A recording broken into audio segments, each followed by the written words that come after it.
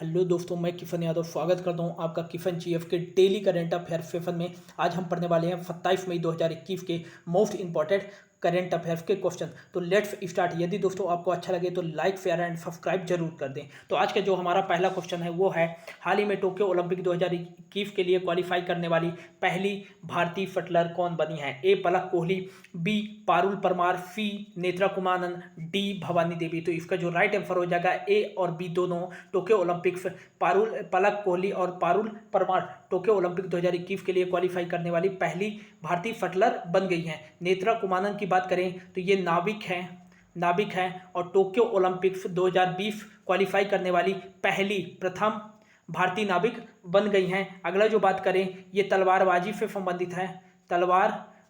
संबंधित है भवानी देवी, और ये टोक्यो ओलंपिक क्वालिफाई करने वाली तलवारबाजी में पहली भारतीय महिला बन गई हैं। अगला जो बात करें विनेश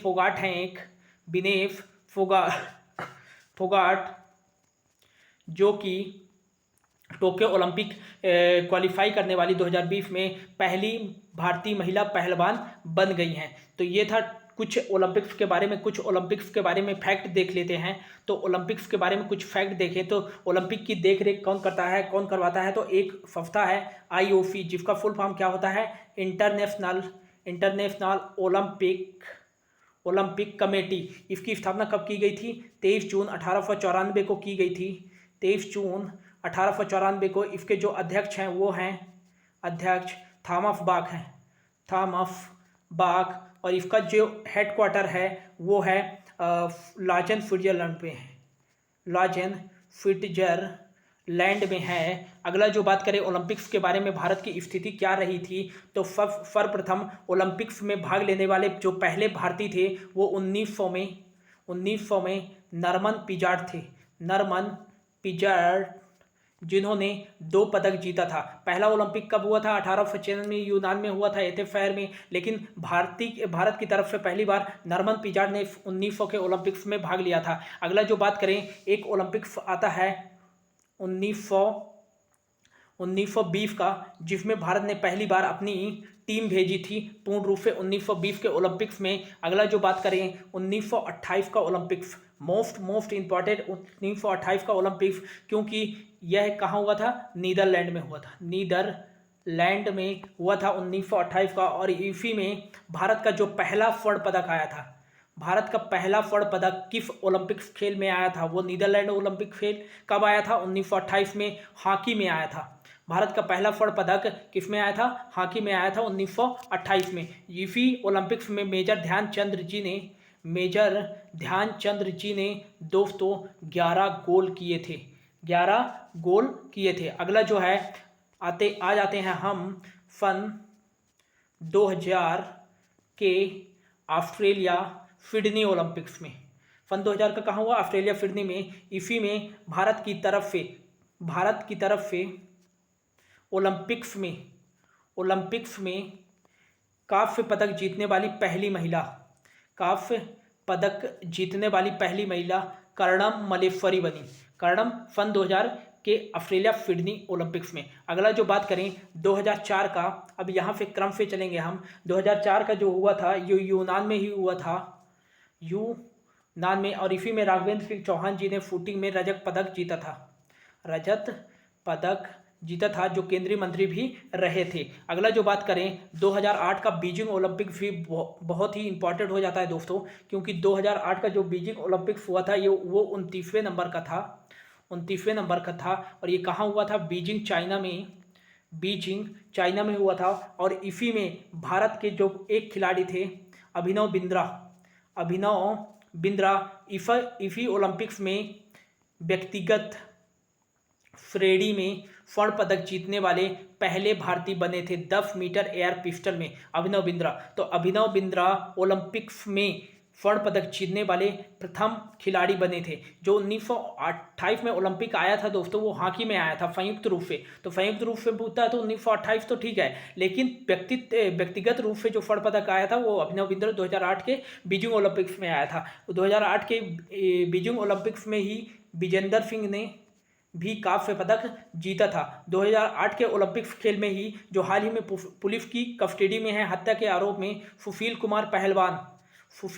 कुमार पहलवान भी 2008 के ओलंपिक खेल में कांस्य पदक जीते थे। अगला बात करें कि इसी ओलंपिक खेल में अब आ जाता है 30वां ओलंपिक खेल। 30वां ओलंपिक खेल कहाँ हुआ था? ये लंदन में हुआ था। और कब हुआ था? 2012 में। हर 4 साल में आयोजित किया जाता है। और इस ओलंपिक खेल में जो सुशील कुमार ने दोबारा 2008 के बाद दोबारा 2012 में भी कांस्य पदक जीत लिया और सुशील कुमार प्रथम भारतीय बन गए जिन्होंने ओलंपिक्स में 2 बार लगातार पदक जीते थे। अगला जो बात करें कि 2012 के ओलंपिक्स में ही साइना नेहवाल ने भारत की तरफ से ओलंपिक्स में बैडमिंटन में कांस्य पदक जीतने वाली प्रथम महिला कौन थी? साइना नेहवाल। और एक जो कि विश्व विख्यात हैं, आप जानते ही हैं, मैरी कॉम ने भी 2012 के लंदन ओलंपिक्स में प्रथम भारतीय महिला जिन्होंने ये लंदन ओलंपिक्स में मुक्केबाजी में कांस्य पदक जीता था। अगला जो बात करें कि अगला जो ओलंपिक्स खेल आता है वो 2016 का पिछला वाला है, जो कि ये किस नंबर का था? 31वें नंबर का था। और ये रियो डी जेनेरियो में हुआ था। रियो डी जेनेरियो ब्राज़ील में हुआ था। और इसमें भारत के जो रैंक थे 57वें रैंक थे। एक रजत पदक आया था और एक कांस्य पदक आया था। रजत पदक देख लेते हैं। तो रजत पदक जो जीता था वो पीवी सिंधु ने जीता था। बैडमिंटन में पीवी सिंधु ने रजत पदक जीता था। और पीवी सिंधु ओलंपिक्स में रजत पदक जीतने वाली प्रथम भारतीय महिला हैं। वहीं पूछा जाए कि कांस्य पदक जीतने वाली प्रथम भारतीय महिला, वो आ जाएगा साइना नेहवाल। पीवी सिंधु ने किस ओलंपिक्स में जीता? रियो डी जेनेरियो के 2016 में। जबकि साइना नेहवाल ने किस में जीता था? 2012 के लंदन ओलंपिक्स में जीता था। अगला जो बात करें, दूसरा जो आया था कांस्य पदक 2016 के रियो डी जेनेरियो ओलंपिक्स में, वो आया था साक्षी मलिक का कुश्ती में। और कुश्ती में कांस्य पदक जीतने वाली ओलंपिक्स में प्रथम भारतीय महिला जो बनी थी साक्षी मलिक बनी थी। अगला जो बात करें कि ओपन सेरेमनी में भारत के जो ध्वजवाहक थे 2016 में, चूंकि रिसेंटली हुआ था पिछला वाला, तो इससे पूछा जा सकता है, वो थे अभिनव बिंद्रा। ध्वजवाहक कौन थे? अभिनव बिंद्रा। और समापन में समारोह जो ध्वजवाहक थे वो थे साक्षी मलिक। तो ये था दोस्तों ओलंपिक के बारे में कुछ इंपॉर्टेंट फैक्ट। और आगामी ओलंपिक के बारे में बात करें तो पहला जो ओलंपिक हुआ था वो 1896 में यूनान के एथेंस शहर में हुआ था। और अगला जो 29वें नंबर का ओलंपिक है, 29वें नंबर का ओलंपिक 2008 में कहाँ हुआ था? चाइना में हुआ था। और 30वें नंबर का जो ओलंपिक्स हुआ था वो 2012 में लंदन में हुआ था। और अगला जो ओलंपिक्स हुआ था 2016 का, वो 31वां नंबर का था। और ये कहाँ हुआ था? रियो डी जेनेरियो ब्राज़ील में हुआ था। और अगला जो होगा वो होगा 2021 में 2020 के नाम से, वो 32वां ओलंपिक्स खेल होगा। वो कहाँ होगा? टोक्यो जापान में होगा। हाल ही में स्टार्ट होने वाले हैं जुलाई से। अगला जो है 2024 का ओलंपिक्स खेल होगा 33वें नंबर का, पेरिस फ्रांस में होगा। और अभी हाल ही में अपडेटेड है कि 2028 का ओलंपिक्स खेल 34वें नंबर का कहाँ होगा? ये होगा लॉस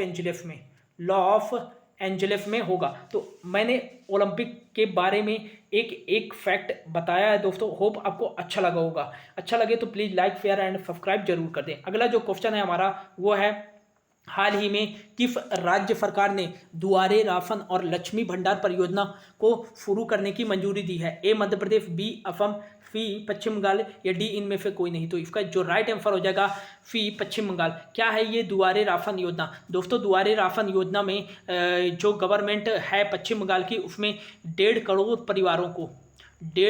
परिवारों को हर मासिक, मतलब हर महीने उनके घर के पास जा करके फ्री में राशन दिया जाएगा। बहुत बड़ी योजना है, बहुत अच्छी योजना है दोस्तों। तो फ्री में क्या दिया जाएगा? राशन दिया जाएगा 150 परिवारों को। अगला जो है लक्ष्मी भंडार परियोजना। तो लक्ष्मी भंडार परियोजना क्या है, इसके बारे में आगे देखते हैं। लक्ष्मी भंडार परियोजना ये दोस्तों अपनी तरह का पहला योजना हो सकता है पश्चिम बंगाल का, चूँकि इसमें क्या है, महिलाओं की आय से संबंधित है। इसमें जो सामान्य वर्ग की महिलाएं हैं, सामान्य जनरल महिलाएं हैं, उनको 500 रुपये प्रति माह दिया जाएगा, 500 रुपये प्रति माह दिया जाएगा। लेकिन जो FT एंड FC अनुसूचित जाति और अनुसूचित जनजाति वाले महिलाओं को 1000 रुपये प्रति माह आय के रूप में दिए जाएंगे। अगला जो है सॉरी दोस्तों, अगला जो है एक छात्र क्रेडिट योजना। तीसरा नंबर जो है छात्र क्रेडिट योजना। ये योजना दोस्तों पश्चिम बंगाल द्वारा जो पश्चिम बंगाल के स्टूडेंट हैं उनके लिए लाई गई है। पढ़ाई के लिए 4%, मात्र 4% ब्याज दर पर ऋण ले सकते हैं, और वो भी मिनिमम डॉक्यूमेंट्स करा के। तो ये था पश्चिम बंगाल के बारे में कुछ इंपॉर्टेंट फैक्ट जान लेते हैं। तो पश्चिम बंगाल के जो CM हैं वो हैं ममता बनर्जी, जो किस पार्टी से हैं, TMC से हैं, तृणमूल कांग्रेस से हैं। और यहाँ की जो गवर्नर हैं वो हैं जगदीप धनखड़ हैं। और अगला जो बात करें, उच्च न्यायालय जो है यहाँ का वो कलकत्ता, जो कि अंडमान निकोबार भी आता है, और यहाँ के राजेश बिंदल हैं उच्च न्यायालय के मुख्य न्यायाधीश। तो ये था कलकत्ता पश्चिम बंगाल के बारे में कुछ इंपॉर्टेंट फैक्ट। अगला जो है हमारा 3rd नंबर वो है हाल ही में केंद्रीय जांच ब्यूरो CBI के महानिदेशक के रूप में किसे चुना गया है? A Rakesh Asthana, B Kuldeep Singh, C Subodh Kumar Jaiswal, या D MA गणपति। तो इसका जो राइट आंसर हो जाएगा सुबोध कुमार जायसवाल को चुना गया है। ये वर्तमान में अभी क्या थे, CIFF के महानिदेशक थे, सेंट्रल इंडस्ट्रियल सिक्योरिटी फोर्स के थे। और अगर राकेश अस्थाना की बात करें तो BFF के महानिदेशक हैं, बॉर्डर सिक्योरिटी फोर्स के। कुलदीप सिंह की बात करें तो ये हैं CRPF, central reserve police force के महानिदेशक हैं। MA गणपति की बात करें तो ये NFG और NFA में कंफ्यूज नहीं होइएगा दोस्तों, क्योंकि NFG का जो फुल फॉर्म होता है वो नेशनल सिक्योरिटी गार्ड होता है, और NFA का फुल फॉर्म होता है नेशनल सिक्योरिटी एडवाइजर। तो जो वर्तमान में NFG है, नेशनल सिक्योरिटी गार्ड हैं, जो MA गणपति हैं, लेकिन वर्तमान में जो NFA हैं, नेशनल सिक्योरिटी एडवाइजर हैं, वो अजीत डोभाल हैं। अगला बात करें तो कुछ प्रमुख महानिदेशकों की बात कर लेते हैं। तो जो हमारे नौसेना प्रमुख वो हैं करमबीर सिंह। अगला जो बात करें थल सेना प्रमुख हैं, जो हमारे थल सेना प्रमुख वो हैं मनोज मुकुंद नरवाने। अगला जो बात करें वायुसेना के प्रमुख कौन हैं? वायुसेना के प्रमुख वो हैं RK भदौरिया। तो ये था कुछ स्टैटिक पॉइंट ऑफ व्यू से। अगला जो क्वेश्चन है हमारा 4th नंबर का, हाल ही में एशियाई क्रिकेट परिषद ने 2021 के श्रीलंका में होने वाला एशिया कप किस वर्ष तक के लिए स्थगित कर दिया है? A 2022, B 2023, C 2024 या D 2025। तो इसका जो राइट आंसर हो जाएगा 2023 तक के ड्यू टू कोविड-19 के कारण स्थगित कर दिया गया है। अगला बात करें एशियाई क्रिकेट परिषद, तो एशिया कप जो एशियाई क्रिकेट परिषद की स्थापना की गई थी वो 1983 में की गई थी, और इसका जो पहला एशिया कप हुआ था वो 1984 में हुआ था। और पहले एशिया कप का विजेता कौन था? तो फर्स्ट एशिया कप के जो विनर थे वो अपना देश इंडिया था, और रनर अप कौन था, उप विजेता कौन था? वो था श्रीलंका था। अगला जो एशिया कप के बारे में तो वो कर लेते हैं कि जो एशिया कप हुआ था प्रथम बार, तो उसमें जो प्लेयर ऑफ द सीरीज थे सुरेंद्र खन्ना थे, जिन्होंने मोस्ट रनर भी थे, 107 रन बनाए थे। लेकिन मोस्ट विकेट टेकर, पहले एशिया कप की बात बोल रहा हूं दोस्तों जो 1984 में हुआ था, अपना देश भारत जीता था। तो मोस्ट विकेट जो लिए थे वो लिए थे रवि शास्त्री, 4 विकेट लिए थे। अगला जो बात करें कि एशिया कप में सर्वाधिक रन किसका है, वो है फनत जयसूर्या का जो रन है वो है 1220 रन। और most wicket taker Asia cup में कौन है?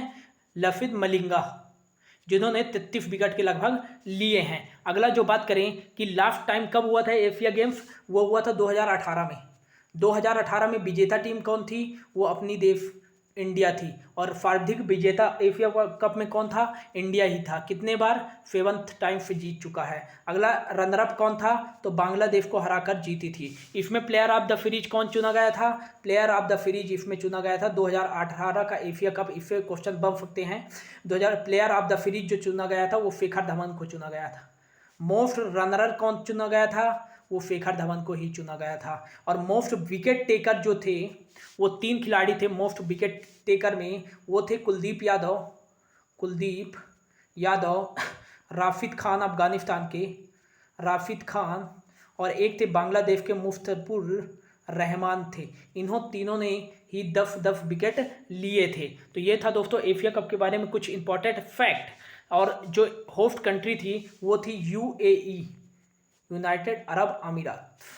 अगला जो बात करें, अगला जो क्वेश्चन है 5th नंबर का, हाल ही में वित्त वर्ष 2021 के लिए भारत ने अब तक सबसे अधिक कितने बिलियन अमेरिकी डॉलर का एफडीआई आकर्षित किया है। ए 81.72 बिलियन अमेरिकी डॉलर, 72.39 बिलियन अमेरिकी डॉलर, या 74.39 बिलियन अमेरिकी डॉलर। तो इसका जो राइट आंसर हो जाएगा 81.72 बिलियन अमेरिकी डॉलर, जो कि अब तक का सबसे अधिक एफडीआई आया है भारत में। और पिछले बार कितने आया था 2020 में, 74.39, जो कि 10% ज़्यादा है 2021 में। तो एफडीआई सबसे ज़्यादा भारत में कहाँ से आया है, तो एफडीआई क्या होता है, फॉरेन डायरेक्ट इन्वेस्टमेंट। इसमें क्या होती है, दूसरे देश की कंपनी आती हैं और देश में जहाँ उनकी ज़रूरत होती है, जैसे अपनी इंडिया में सिंगापुर की कंपनी आ गई और यहाँ अपनी प्रोडक्ट बनाने लगी, तो यही हो जाता है एफडीआई। एफडीआई की दोस्तों 2 प्रकार के होते हैं। कौन सा होता है, एक होता है ग्रीन एफडीआई। ग्रीन एफडीआई क्या होता है, मान लो कि यहाँ पर इंडिया है, अपना इंडिया है। ग्रीन एफडीआई के बारे में जानते हैं। ग्रीन एफडीआई क्या होता है, ग्रीन एफडीआई ये अपना इंडिया है, ये सिंगापुर है। अब सिंगापुर क्या करता है कि यहाँ से अपनी कंपनी उठाकर यहाँ स्थापित कर देता है, तो ये क्या कहलाता है, ग्रीन एफडीआई, ग्रीन इन्वेस्टमेंट। लेकिन यहाँ पास ही इंडिया है, यहाँ पास सिंगापुर है, लेकिन क्या करता है सिंगापुर, अपनी कंपनी न ला करके यहाँ में कोई इंडिया में एक कंपनी है उसी के शेयर खरीद लेता है, और शेयर खरीद करके उसी पे अधिग्रहण कर लेता है। तो ये कौन सा इन्वेस्टमेंट कहलाता है, पोर्टफोलियो इन्वेस्टमेंट। तो 2 प्रकार के एफडीआई होते हैं, एक ग्रीन एफडीआई और एक होता है पोर्टफोलियो एफडीआई। एफडीआई की बात करें तो सबसे ज़्यादा जो भारत में एफडीआई आया है 2021 में, वो सिंगापुर से आया है। सिंगापुर से आया है, कितना, 29% आया है। फिर यूएसए से आया है 2nd नंबर। सबसे ज़्यादा एफडीआई कहाँ से आया है, भारत में सिंगापुर से। मोस्ट इंपॉर्टेंट क्वेश्चन पूछा जा सकता है। दूसरा नंबर कहाँ से आया है, 23% जो आया है यूएसए से आया है। फिर तीसरे नंबर पर कौन है, मॉरीशस। मॉरीशस से कितना एफडीआई आया है, 9% आया है। अगला जो बात करें कि एफडीआई प्राप्तकर्ता राज्य कौन है भारत में सबसे ज़्यादा, तो भारत में जो एफडीआई प्राप्तकर्ता जिस राज्य में हुआ है एफडीआई सबसे ज़्यादा फॉरेन डायरेक्ट इन्वेस्टमेंट, वो राज्य है गुजरात। और किस क्षेत्र में सबसे ज़्यादा एफडीआई आया है, वो कंप्यूटर सॉफ्टवेयर एंड हार्डवेयर में इस बार एफडीआई जो आया है सबसे ज़्यादा एफडीआई आया है। दूसरे नंबर पर कौन प्राप्त करता है इन्वेस्टमेंट का, वो है महाराष्ट्र का। तो ये था एफडीआई के बारे में मोस्ट इंपॉर्टेंट क्वेश्चन ये बन सकता है दोस्तों, क्योंकि एग्जाम में पॉसिबिलिटी है। अगला जो है क्वेश्चन वो है 6 नंबर का, हाल ही में BWF बैडमिंटन वर्ल्ड फेडरेशन परिषद के सदस्य के रूप में चुना गया है या चुने गए हैं। ए पीवी सिंधु, बी साइना नेहवाल, सी दीपक शर्मा, या हेमंता बिस्व शर्मा। तो इसका जो राइट आंसर हो जाएगा हेमंता बिस्व शर्मा। ये अभी प्रेजेंट में ही असम के सीएम के रूप में भी नियुक्त किए गए हैं, और हाल ही में बैडमिंटन वर्ल्ड फेडरेशन के भी ये सदस्य नामित किए जा चुके हैं। बैडमिंटन वर्ल्ड फेडरेशन का कुआलालंपुर मलेशिया में है। जब इसकी स्थापना 1934 में की गई थी तब इसका हेडक्वार्टर यूके में था। अब 2005 में इसका हेडक्वार्टर मलेशिया कुआलालंपुर में कर दिया गया, मलेशिया कोलालमपुर में कर दिया गया। अगला जो बात करें बैडमिंटन वर्ल्ड फेडरेशन के जो अध्यक्ष हैं राष्ट्रपति वो पॉल एरिक हैं, जो कहाँ पे हैं, डेनमार्क से बिलोंग करते हैं। अगला जो देखें दोस्तों मोस्ट इंपॉर्टेंट क्वेश्चन, हाल ही में आई थी बैडमिंटन वर्ल्ड फेडरेशन रैंकिंग आई थी 2021 में, तो इसमें जो फर्स्ट नंबर पे वो केंटो मोमोटो हैं, जो कि कहाँ पे हैं, जापान पे हैं। और जो अपने भारत के थे फर्स्ट नंबर पे, वो 14th नंबर पे हैं इस रैंकिंग में, किदाम्बी श्रीकांत। अगला जो बात करें वुमेन की, तो वुमेन में हैं वो तू ते याइंग करके हैं, ये चाइना से बिलोंग करती हैं। और 7th नंबर पे हैं अपनी इंडिया की पीवी सिंधु, किस में है, BWF 2021 रैंकिंग में। तो ये रैंकिंग याद रखना दोस्तों, क्योंकि मोस्ट इंपॉर्टेंट बन सकती है। अगला जो क्वेश्चन है 7th नंबर का, हाल ही में छत्तीसगढ़ उच्च न्यायालय ने के मुख्य न्यायाधीश के रूप में किसे नियुक्त किया गया है, ए मोहम्मद राफिक, बी प्रशांत कुमार, सी संजय कौरल या डी हेमा कोहली। तो इसका जो राइट आंसर हो जाएगा बी प्रशांत कुमार को हाल ही में छत्तीसगढ़ का कार्यवाहक उच्च न्यायालय के मुख्य न्यायाधीश नियुक्त किए गए हैं। मोहम्मद राफिक कहाँ से हैं, ये एमपी के उच्च न्यायालय के मुख्य न्यायाधीश हैं। संजय कौरल ये पटना उच्च न्यायालय के मुख्य न्यायाधीश हैं। हेमा कोहली मोस्ट इंपॉर्टेंट तेलंगाना उच्च न्यायालय की पहली महिला मुख्य न्यायाधीश कौन है, हेमा कोहली। अगला जो बात करें छत्तीसगढ़ के बारे में, तो छत्तीसगढ़ के बारे में थोड़ा स्टैटिक फैक्ट देख लेते हैं। छत्तीसगढ़ की स्थापना 1 नवंबर 2000 को की गई थी। यहाँ के सीएम जो हैं भूपेश बघेल हैं, यहाँ के जो गवर्नर हैं वो अनुसुईया उइके हैं। और छत्तीसगढ़ की बात करें वो है 90 विधानसभा की सीटें हैं। और छत्तीसगढ़ में ही इंद्रावती, खंगेर घाटी और गुरु घासीदास नेशनल पार्क है। छत्तीसगढ़ का ही फेमस नृत्य है पंडवानी, जिसके गायिका हैं तीजन बाई मोस्ट इंपॉर्टेंट है, क्योंकि इन्हें पद्मश्री, पद्म भूषण और पद्म विभूषण से सम्मानित किया जा चुका है। अगला जो बात करें छत्तीसगढ़ में ही है चित्रकूट जलप्रपात, जिसे भारत का नियाग्रा जलप्रपात भी कहते हैं। ये इरावती नदी पर है। और महतारी दुलार योजना छत्तीसगढ़ ने ही हाल ही में शुरू की थी, महतारी दुलार योजना। इसमें क्या है, अनाथ हुए बच्चों का वित्त पोषण जो करेगी वो छत्तीसगढ़ सरकार करेगी। अगला जो क्वेश्चन है हमारा 8 नंबर का, हाल ही में समोआ देश की पहली महिला प्रधानमंत्री कौन बनी हैं, तो ए नौमी ओकुझा, बी जस्टर लियो, सी नौमी मत आफा। तो इसका जो राइट आंसर हो जाएगा सी नौमी मत आफा बनी है। समाउआ क्या है दोस्तों, ओफानिया, क्या हो जाएगा, ओफियानिया कंट्री है। ओफियानिया कंट्री क्या होता है, जो प्रशांत महाद्वीप के अगल बगल में जो देश हैं उसे ही ओफियानिया कहते हैं। और ये जो है समोआ देश है, इसकी जो कैपिटल है वह है एपिया। और इसकी करेंसी क्या चलती है, ताला चलती है। तो अगला जो क्वेश्चन है हमारा 9th नंबर का, हाल ही में विश्व थायराइड दिवस किस दिन बनाया जाता है, ए 21 मई, बी 23 मई, सी 25 मई या डी 20 मई। तो इसका जो राइट आंसर हो जाएगा 25 मई को विश्व थायराइड दिवस बनाया जाता है। अगला जो बात करें मई के इंपॉर्टेंट डेज की, तो कुछ इस प्रकार से हैं। 1 मई को जो बनाया जाता है वो बनाया जाता है अंतर्राष्ट्रीय श्रमिक दिवस बनाया जाता है। 2 मई को बनाया जाता है विश्व ट्यूना दिवस। अगला जो बात करें 4 मई को बनाया जाता है विश्व अस्थमा दिवस इस साल बनाया गया। और अंतर्राष्ट्रीय अग्निशमन दिवस। अगला जो बात करें कि 8 मई को बनाया जाता है दोस्तों मोस्ट इंपॉर्टेंट विश्व थैलेसीमिया दिवस बनाया जाता है। और 8 मई को ही बनाया जाता है विश्व रेड क्रॉस दिवस। अगला जो बात करें 9 मई को जो बनाया जाता है विश्व प्रवासी पक्षी दिवस, लेकिन इस साल 8 मई को बनाया गया। और 11 मई को बनाया जाता है राष्ट्रीय प्रौद्योगिकी दिवस। 12 मई को बनाया जाता है विश्व नर्स दिवस। और 15 मई को जो बनाया जाता है 15 मई को विश्व परिवार दिवस। 16 मई को बनाया जाता है राष्ट्रीय डेंगू दिवस। कृषि पर्यटन दिवस भी किस दिन बनाया जाता है 16 मई को। और 17 मई की बात करें तो 17 मई को बनाया जाता है विश्व दूरसंचार दिवस 17 मई को बनाया जाता है। और 17 के बाद आता है 18 मई को बनाया जाता है एड्स वैक्सीन सप्ताह दिवस। अगला जो बात करें कि 17 मई को ही एक मोस्ट इम्पॉर्टेंट डेज बनाया जाता है विश्व उच्च रक्तचाप दिवस। अगला जो बात करें 20 मई को बनाया जाता है 20 मई को विश्व मधुमक्खी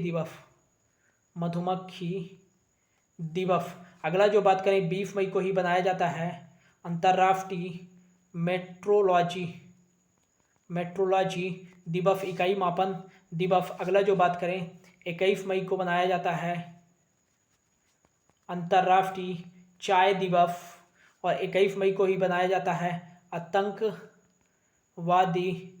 विरोधी दिवस, चूँकि इसी दिन राजीव गांधी जी हमारे देश के सबसे युवा पीएम की गोली मारकर हत्या कर दी गई थी। अगला जो बात करें 23 मई को विश्व कछुआ दिवस बनाया जाता है और 25 मई को हाल ही में बनाया गया विश्व थायराइड दिवस। तो ये था दोस्तों कुछ मोस्ट इंपॉर्टेंट क्वेश्चन। होप आपको आज के हमारे करंट अफेयर्स का सेशन अच्छा लगा होगा। यदि अच्छा लगा हो तो please like share and subscribe जरूर कर लें। Thank you so much for your watching.